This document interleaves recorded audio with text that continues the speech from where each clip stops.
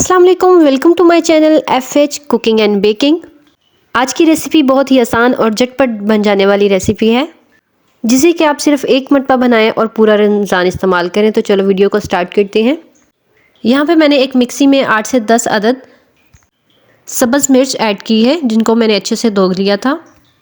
आप चाहें तो हैंड मिक्सी यूज़ करें या फिर इसको आप ग्राइंडर में भी बना सकते हैं। उसके बाद मैंने इसमें ऐड की है 1 कली लहसुन की और उनको अच्छे से पीस लिया है। और यहाँ पे मैंने 1 गट्ठी ली है धनिया की और उनके पत्ते अलग कर लिए हैं और उनको अच्छे से वॉश कर लिया है। और 1 ही गट्ठी इस्तेमाल करूँगी पुदीने की, उसके भी पत्ते मैंने अलग करके रख दिए हैं और अच्छे से वॉश कर लिए हैं। यहाँ पे लहसुन और सब्ज़ मिर्च जब अच्छे से पिस जाएगी तो मैं इसमें ऐड कर दूँगी धुला हुआ धनिया और पुदीना। पुदीने के आपने सिर्फ पत्ते ही ऐड करने हैं। और उसके बाद इसमें चंद मसाले जाएंगे, जिनमें से मैं ऐड करेंगी 1/2 चम्मच सादा नमक। आप चाहें तो मोटे वाला भी यूज़ कर सकते हैं, लेकिन वो आपने कम क्वांटिटी में ही ऐड करना है। उसके बाद मैं इसमें ऐड कर रही हूँ 1/2 चम्मच साबुत भुना हुआ ज़ीरा। और इसके साथ ही मैं थोड़ा सा इसमें ऐड करूँगी गरम मसाला। और उसके बाद मैं इसको अच्छे से ग्राइंड कर लूँगी।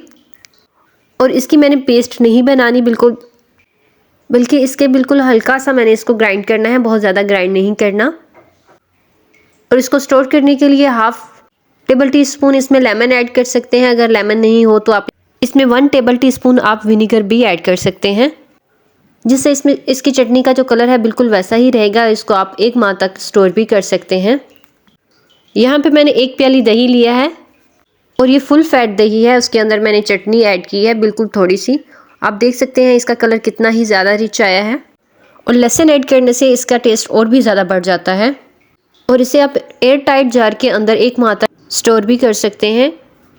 और जब भी आपने चटनी बनानी हो तो 1 चम्मच इसका आप ऐड करें और इसको इस्तेमाल करें। वीडियो अच्छी लगी हो तो लाइक, सब्सक्राइब और शेयर करना मत भूलिए। Thank you.